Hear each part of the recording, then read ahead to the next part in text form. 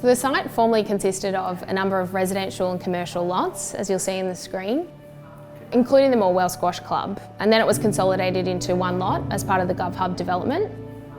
The floorboards you see in the ground floor meeting rooms are the same floorboards that were salvaged in the demolition in the Morwell Squash Club, and they were repurposed and now form part of the site's history. The site is located at the tail end of Church Street and was chosen to help revitalise the main street and create a greater sense of activation.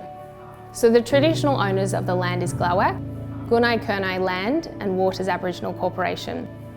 Glawak contributed to the development of this building via a number of artworks you'll see in the ground floor. You've got the interpretive panel in the entry airlock. The artwork was completed by a local graphic designer, and the written panel accompanying the artwork is completed by elders of the region. And it was positioned in this location to remind visitors and tenants as they enter the building as to the creation of country. You'll also note a number of artworks outside the ground floor meeting rooms, and they were completed by local Koori artists, each centred on a Gunai Kurnai dreaming story. For many years, the coal-fired power station was the major employer in the region. However, in 2018, the power station shut down, which was really devastating news for the LaTrobe Valley. As a result, it required a Victorian government response to bring hundreds of public sector jobs to the region. In 2018, the Premier announced the appointment of Castlerock Property to deliver the LaTrobe Valley Govhub as part of a $266 million transition package to encourage decentralisation of roles and services from Melbourne and boost local jobs. So the Govhub is the genesis of that commitment. It's a $30 million purpose-built hub to house 300 local public sector roles, and it's expected to generate a forecast annual $15 million economic boost for the valley. So we first came to site in February of 2020. The construction or the main structure was already up and the roof was on. Our main goal was to scope the job and understand how we're going to install from there. There were some specific guidelines that we had to adhere to. The first one was analysing the risk of the pitches of the roof. The second one was maximising the system size with the space we had on the roof. And we also had to integrate with their BMS platform in the building, as well as the Fronius web app. The project was started on the 27th of January. During that week, we started with a few guys on site and ramped up between 2 to 6 guys. And it took about 3.5 weeks from start to finish for the installation of the solar system. Jinko Solar was chosen for this project because it fits in with the customer, it fits in with us, as well as they use up-to-date technology, mono-perk, half-cell technology, as well as the fact that they're reliable. They've been in the industry for a long time and they're one of the biggest manufacturers of solar panels in the industry. It's a clip-lock roof, so we've got clip-lock clamps on there.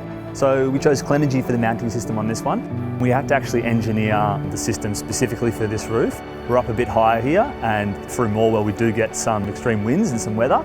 So we got that engineered and we've actually shortened the clip-lock spacing substantially, which increases the structural integrity of the panels while they're on the roof. It was a 99 kilowatt system, 99.9, so they maximised the STC size of system they could install. Plus, there wasn't much other roof space besides going on the south-facing roof, which they did actually look at doing, but I think they weighed up in the end that they wanted to get the 99 kilowatts on. A few different decisions were made to go with Fronius. One, their durability and their reputation within the Australian market is huge, so that was one aspect. Similarly, we were able to mix and match various sized inverters with an eco inverter, which is a string inverter, as well as the SIMOs, which are a little bit smaller, but they have multiple strings on them as well. So just a myriad of design requirements, as well as their integration into portals. That was a big thing for the customer. They'd used Fronius before, so they understood it, and we've also used them as well. Castlerock, they're familiar with the solar industry and solar components. It was great to join their team and help them through the process. We did have to educate them on the specifics of this site and how all the different components would interact with each other.